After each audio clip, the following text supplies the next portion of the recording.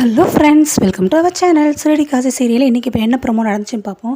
ரோகிணியை தனியாக கூப்பிட்டாங்க. அத்தை விஜய் வந்து பேசிகிட்டு இருக்காங்க. இங்கே பாரு ரோகிணி, நீ என்ன செய்வே தெரியாது. ஆனால் மனோஜ்க்கு நீ ஏதாவது ஒரு பிஸ்னஸ்க்கு வந்துட்டு ஏதாவது ஒரு வழி பண்ணியே ஆகணும் அப்படிங்கிறாங்க. அதுக்கு நான் என்ன ஆன்ட்டி பண்ண முடியும்? அவர் எந்த வேலைக்கு போனாலுமே ஒரு மாதம் அதிகபட்சம் 10 நாள் 20 நாள் 30 நாள் அந்த மாதிரி தானே இருக்கார். அதுக்கு மேலே அவர் தாக்கு பிடிக்க மாட்டேங்கிறாரே அப்படிங்கிறது ரோகிணி பதில் சொல்கிறாங்க. நீ என்ன பண்ண எனக்கு தெரியாதுமா. அங்கே பாரு அந்த முத்துவை பாரு, அவன் எவ்வளோ தூரம் கொடுமைக்காரனாக இருக்கான், எப்படிலாம் வைவியான் பாரு. இப்போ கூட பாரு ரீசெண்டாக மீனாவோட தம்பியோட கையெல்லாம் உடச்சிட்டான். அப்படி இருந்து அந்த மீனை என்ன பண்ணுறா, பூவை கட்டி அதுலேருந்து வந்த வருமானத்தை வச்சு எனக்கு கார் வாங்கி கொடுத்துருக்கா. ஆனால் நீ அப்படியா பெரிய பார்லரே வச்சுருக்க. அதுவும் இல்லாமல் நீ ரொம்ப படித்த பொண்ணு. உன்னை மனோஜ் வந்து எவ்வளோ அன்பாக பார்த்துக்கிட்டான், எவ்வளோ பாசமாக பார்த்துக்கிட்டான். இப்போ வரைக்கும் ஏதாவது கோபம் உன்னை ஒரு வார்த்தையாக திட்டியிருக்கானா? ஆனால் நீ ஏன் அவனுக்காக எதுவுமே பண்ணவே மாட்டேங்கிற? நீ என்ன செய்வேன்னு தெரியாது. உங்கள் அப்பாட்ட ஃபோனை போட்டு நீ பேசி இந்த பிஸ்னஸ்க்கு ஏதாவது ஒரு வழி பண்ணோம்னு எங்கள் அப்பா வேலையாக இருப்பாரான்ட்டேனே. என்ன போலாத வேலை, எப்போ பார்த்தாலும் வேலையாக இருப்பாங்கங்கிற. ஏன் மற்றவங்களுக்குலாம் வேலை கிடையாது? உங்கள் அப்பா ஓரளவுக்கு தான் வேலை இருக்கா? அப்படிலாட்டி நீ உங்கள் மாமா நம்பர் போட்டு கூட நான் பேசுகிறேன்னே. மாமாவுக்குலாம் வேண்டான்ட்டே, அவர் வேலையாக இருப்பாருன்னு. எல்லாருக்கும் தான்மா வேலை இருக்குது. இப்போ இந்த ஊடால சாரி உங்கள் அத்தையும் மாமாவும் போய் எனக்கு சேலைலாம் பார்த்து எடுத்துக்கிட்டு கொரியரில் அனுப்புனாங்களே, அப்போல்லாம் உங்கள் மாமாவுக்கு வேலை இல்லையா? அப்போல்லாம் ஃப்ரீயாக தானே இருந்தார். இப்போ நீ ஃபோன் போட்டு நான் பேசிக்கிறேன் அப்படின்னு சொல்லி விஜய் சொல்கிறாங்க. இல்லைன்ட்டி நான் மெதுவாக பேசிக்கிறேன், அதுக்கப்புறமா உங்கள்கிட்ட சொல்கிறேன் அப்படிங்கிறாங்க. இதே தான் நீ ரொம்ப நாளாக சொல்லிக்கிட்டே இருக்க, பேசுகிறேன்னு. என்னத்தை நீ பேசுகிற மாதிரி ஒன்றுமே தெரியலையே. என்ன ஏதுன்னு பேசிவிட்டு உங்கள் அப்பாட்ட ஏதாவது ஒரு வருமானத்துக்கு வழியை பாரு, மனோஜ்க்கு எப்படியாவது பிஸ்னஸ் வச்சு கொடு அப்படின்ட்டு அவங்க சொல்லிட்டு கிளம்பிடுறாங்க. திரும்பி பார்த்துக்கிட்டு, நான் யாருக்காக சொல்கிறேன், வேறு யாருக்கும் கிடையாதுமா, உனக்கும் உங்களோட எதிர்காலத்துக்காக தான் இவ்வளோ தூரம் நான் பேசுகிறேன் அப்படின்ட்டு சொல்லிட்டு போயிடுறாங்க. ஆனாலும் இங்கே மீனாவை கட்டுறாங்க. அவங்க அடுப்படியில் வந்து டீ போட்டுட்ருக்காங்க. ஆனாலும் ரோஹிணி உள்ளே வந்துட்டு, மீனா டீ போடுறீங்களா அப்படின்னு. ஆமாம் ரோஹிணி, உங்களுக்கு வேணுமா அப்படின்னு. எனக்கு தலைவலியாக இருக்குது, எனக்கும் ஒரு கப் டீ கொடுங்களே அப்படிங்கிறாங்க. சரி ஓகே அப்படின்ட்டு அவங்களும் சேர்த்து போட்டுட்ருக்காங்க. ஆனாலும் கேட்குறாங்க, ஏன் மீனா நான் உங்களை கேட்கட்டுமா அப்படின்னு. என்ன கேளுங்கண்ணே, நீங்கள் இந்த கார் எப்படி வாங்கினீங்க அப்படின்னாங்க. எப்படி வாங்கினீங்க அப்படின்னு மீனா கேட்குறாங்க. இல்லை இந்த கார் எப்படி வந்துச்சுன்னு. எப்படி வந்துச்சு, அவர் தான் ஓட்டிகிட்டு வந்தாருன்னு. பின்ன என்னங்க, கார் தானாவாக வரும், அவங்க தான் ஓட்டிகிட்டு வந்தாங்க தெரியுது. அந்த கார் எப்படி வாங்கினீங்கன்னு. காசு கொடுத்து தான் வாங்கினோன்னே. ஐயோ அதுதாங்க, அப்புறம் ஓசிக்கு யாராவது தருவாங்களா? காசு கொடுத்து தான், அந்த காசு உங்களுக்கு எப்படி வந்துச்சு அப்படிங்கிறாங்க. என்னங்க கேள்வி, இப்போ உங்களுக்கு என்ன வேணும் அப்படின்ட்டு மீனா டென்ஷன் ஆகிடுறாங்க. இல்லை அந்த காசு உங்களுக்கு எப்படி வந்தது அப்படின்னு சொல்லி ரோஹிணி யோசித்து கேட்குறாங்க. இது இவங்க 2 பேர் பேசுகிறது எல்லாத்தையுமே ஸ்ருதி வெளியில் நின்று கேட்டுட்ருக்காங்க. இதில் என்ன இருக்குது, என்கிட்ட இருந்தது அதனால் நான் வாங்கினேன்னே. இல்லை அப்படின்னாலும் உங்கள் கையில் எப்படி அவ்வளோ காசு வந்துச்சு அப்படின்னு சொல்லி ரோஹிணி கேட்குறாங்க. திருப்பி ரோஹிணிக்கு ஒரே கன்ஃபியூஸாக இருக்குது. அது எப்படி அவ்வளோ காசு வந்திருக்கோம் என்ன ஏதுன்னு. நான் தான் மாலை ஆர்டர் எடுத்து பண்ணேனுங்க, அந்த மாலை கட்டி கொடுத்ததுல தான் இவ்வளோ காசு வந்துச்சு, அதில் தான் வாங்கினேன்னு. அப்படின்னா நீங்கள் என்னங்க 1,00,000 ரூபாய் வரைக்குமா நீங்கள் சம்பாதிச்சிட்டிங்க? எப்படினாலும் இந்த கார் செகண்ட்ஸாக இருக்குது, 2 லட்சம் 3 லட்சம் வரைக்கும் வேணும்ல. நீங்கள் அவ்வளோ லட்சத்தை எப்படிங்க இந்த பூ மாலையில் கட்டுறதுல உங்களுக்கு அவ்வளோ வரும்? நீங்கள் என்ன 1 லட்சம் வரைக்குமா ஆர்டர் எடுத்தீங்க? வெறும் 500 மாலை தானேங்க கட்டி கொடுத்தீங்க நீங்கள் அப்படிங்கிறாங்க. இருந்தால் என்ன, அதுலேருந்து வருமானத்தை வச்சு தாங்க நான் வாங்கி கொடுத்தேன் அப்படின்னு மீனா சொல்கிறாங்க. திருப்பி ரோஹிணி கேட்கவும், இப்போ உங்களுக்கு என்னங்க பிரச்சனை, என்ன வேணும் அப்படின்ட்டு மீனாக்கு டென்ஷன் ஆச்சு. இல்லை எதுக்கு கோவப்படுறீங்க, நான் ஒரு நார்மலாக தான் ஜோவியலாக தான் உங்கள்கிட்ட கேட்டேன் அப்படின்னு ரோஹிணி சொல்கிறாங்க. இதை வெளியிலேருந்து ஸ்ருதியும் கேட்டுட்டாங்க. அவங்களும் உள்ளே வராங்க. இல்லை ரோஹிணி, நீங்கள் பேசுகிறது தப்பு. எவ்வளோதான் நீங்கள் அவங்கள பற்றி நீங்கள் கேட்டிருந்தாலுமே ஹஸ்பண்ட் ஒய்ஃப்குள்ளே இருக்கிறத பற்றி நீங்கள் கேட்குறது தப்பு தான். ஒரு பொண்ணுக்கிட்ட அவங்களோட வயசோ, ஒரு ஆண்கிட்ட அவங்களுடைய சம்பளத்தையும் பற்றி கேட்கக்கூடாது. அதுபோல் தான் ஹஸ்பண்ட் ஒய்ஃப் அவங்களுக்குள்ளே செய்கிற செலவை பற்றி தேர்ட் பர்சன் வந்து நம்ம கேட்கக்கூடாது அப்படின்னு சொல்லி ஸ்ருதி சொல்கிறாங்க. இல்லை ஸ்ருதி, நான் சும்மா நார்மலாக தான் கேட்டேன்னு. நார்மலாக தான் கேட்குறீங்க, உங்களுக்கு தப்பு சொல்லலை. ஆனால் இது அவங்களுடைய உரிமை இல்லை அப்படிங்கிறாங்க. இல்லை முத்து வந்து இவங்களை வந்து ரொம்ப கொடுமைப்படுத்துகிறார், ரொம்ப டார்ச்சர் பண்ணுறாரு. இப்போ கூட பாருங்கள், அவங்க தம்பி கையெல்லாம் உடச்சி விட்டாரு. ஆனாலும் பாருங்களேன், அவங்க இவங்களுக்காகலாம் கார் வாங்கி கொடுக்குறாங்களே, அதை ஏன்னு கேட்டேனே. இதில் என்னங்க இருக்குது, எனக்காக அவர் கஷ்டப்பட்டு நான் ஆசைப்பட்ட பூக்கடை ஒன்று வச்சு கொடுக்கலையா? அதுபோல் தான் இதுன்னு.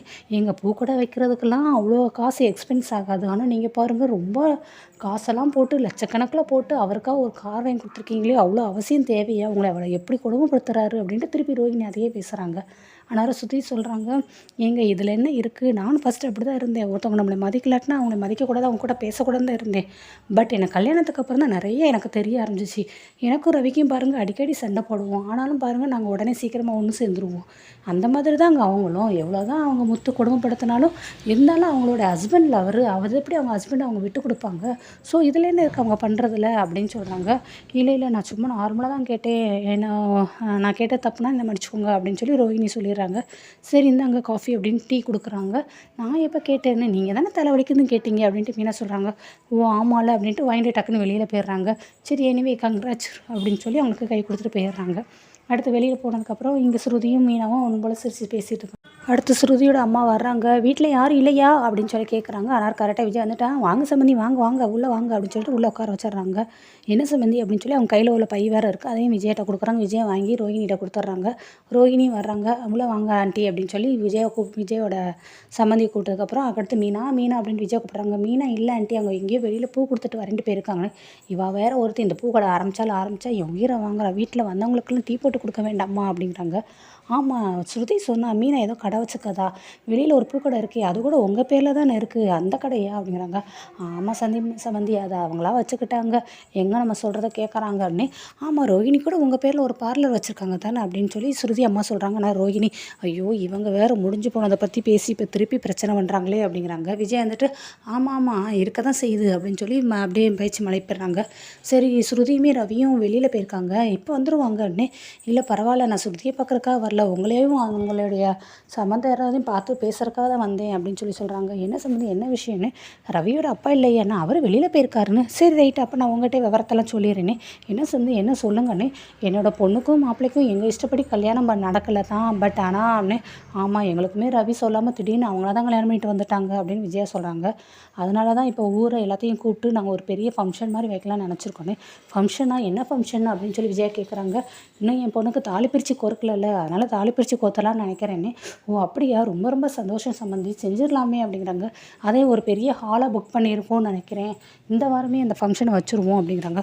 ஓ அப்படியா, சரி சம்மந்தி ரொம்ப சந்தோஷம் அப்படிங்கிறாங்க. எல்லா ஏற்பாடும் நாங்களே பண்ணிக்கிறோம், அதான் உங்கள்கிட்ட வந்து ஒரு வார்த்தை சொல்லிடுவோம் பார்த்தோன்னே. சரி கண்டிப்பாக ரொம்ப சந்தோஷம் அப்படின்ட்டு. அதுக்கடுத்து ரோஹிணியை பார்த்துட்டு ஏமா ரோஹிணி உனக்கு இன்னும் தாலி பிரித்து கோர்க்கல அப்படிங்கிறாங்க. ஆமாம் ஆண்டி பண்ணலை அப்படிங்கிறாங்க. உடனே அவங்க ஸ்ருதி அவங்க அம்மா வந்துட்டு இவங்களுக்கு கல்யாணம் ரொம்ப நாள் ஆச்சு, இன்னுமா செய்யாமல் இருக்கீங்க, ஏன் அவங்க வீட்டில் இருந்து யாருமே வந்து கேட்கலையா ரோஹிணி வீட்டிலங்கிறாங்க. இல்லை அவங்க அப்பா கொஞ்சம் வேலையாக இருக்காங்க, அதனால தான் ஒன்றும் கேட்கல சம்மந்தி அப்படின்னு சொல்லி விஜயை சமாளிச்சிட்றாங்க. அடுத்து சொல்கிறாங்க ஸ்ருதி அம்மாட்ட, ஏன் சம்மந்தி எனக்கு ஒரு யோசனை உங்ககிட்ட சொல்லிடலாமா அண்ணே. என்ன சொல்லுங்கண்ணே. இல்லை ஸ்ருதிக்கு தாலி குறிக்கிற அந்த பிரித்து கொடுக்குற ஃபங்க்ஷன் அப்போவுமே ரோஹிணிக்கு சேர்த்து வச்சுருவோன்னு நினைக்கிறேன், நீங்கள் என்ன நினைக்கிறீங்க அப்படிங்கிறாங்க. இதெல்லாம் நான் என்ன, நான் பெரிய ஹாலாக தான் பிடிக்கிறேன், ஸோ அதே இதில் 2 பேருக்கு ஒன்போல் நடந்தால் நல்லது தானே. நானுமே ஸ்ருதி அவங்க அச்சாட்ட பேசுகிறேன், நீங்கள் ரவி அவங்க அப்பாட்ட பேசி எல்லா முடிவும் கலந்து பேசி சொல்லுங்கள். சரி அப்போ நான் வரட்டுமா அப்படிங்கிறாங்க. சரி ஓகே அப்படிங்கிறாங்க. ரோஹிணி ஆனார் வந்துட்டு ஆண்டி அதுக்கு இப்போ என்ன அவசரம், இன்னும் கொஞ்ச நாள் போகட்டுமேனே. அதெல்லாம் இல்லைம்மா, அதெல்லாம் ஒன்றும் இல்லை அப்படின்னு சொல்லிட்டு அவங்க சரி ஓகே கிளம்புறாங்க. அடுத்து ரோஹிணியை சொல்கிறாங்க. ஆண்டி இப்போ என்ன அவசரம்னு சொன்னதுக்கப்புறம் அந்த விஜயை சொல்கிறாங்க. ஏமா உங்கள் அப்பா வர சொல்லுமா, நீ ஃபோன் போட்டு 2 நாள் மகளுக்காக ஒதுக்க மாட்டாங்களா அப்படிங்கிறாங்க. எங்கள் அப்பாவா அப்படிங்கிறாங்க. ஆமாம் உனக்கு ஃபங்க்ஷன் நடக்கணும், உங்கள் அப்பா தானே வரணும் அப்படின்ட்டு அவங்க போயிடுறாங்க. நெக்ஸ்ட்டு ரோஹிணி அவங்க பார்லரை காட்டுறாங்க. அவங்க ஃப்ரெண்டோட பேசிகிட்டு இருக்கும்போது என்ன அடுத்து புதுசாக உங்கள் அப்பா வேறு கொண்டு வரணுமா நீ அப்படிங்கிறாங்க. பாருப்பா இப்போ அவளுக்கு வந்து தாலி பிரித்து கொடுக்குற ஃபங்க்ஷன் உனக்கு நடக்குது சேர்த்து, அப்போ நல்லது தானே, நீ வேறு நிலமை புரியாமல் பேசிகிட்டு இருக்காது அப்படின்ட்டு அவங்க ஃப்ரெண்டை சொல்கிறாங்க. சரி இப்போ என்ன பண்ண போகிறேன்னே, அதான் தெரில, செலவுக்கு வேறு காசு வேணும், அப்பாவை வேறு கூட்டிகிட்டு வரணும், அப்பாவை எங்கேருந்து நான் கூட்டிகிட்டு வருவேன் இல்லாத அப்பாவை அப்படின்னு.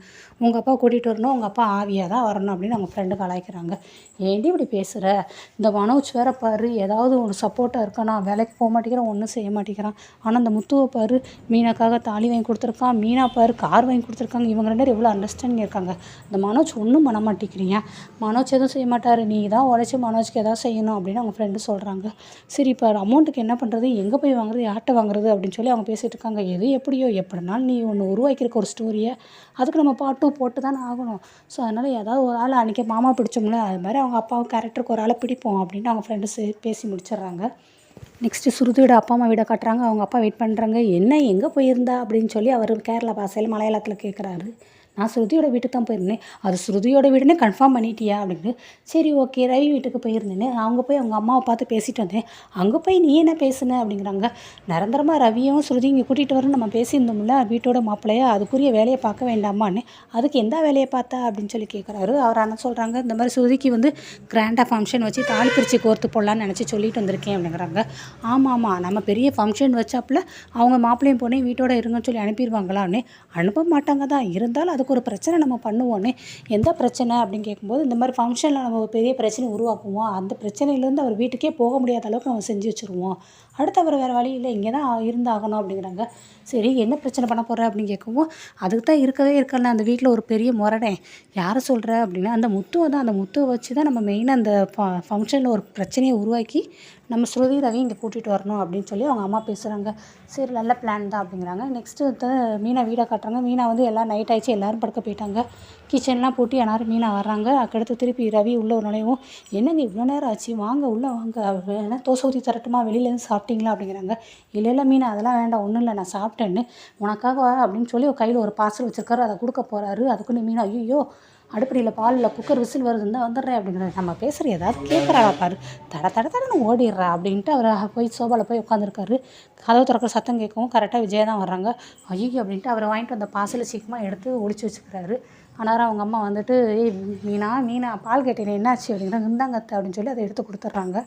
ஸோ அந்த பாக்ஸுக்குள்ளே என்ன இருக்குது, மீனாக்கு என்ன சர்ப்ரைஸ் வாங்கிட்டு வந்திருக்காங்கங்கிறத நம்ம தொடர்ந்து பார்ப்போம். அது வரைக்கும் மறக்காமல் நம்மளுடைய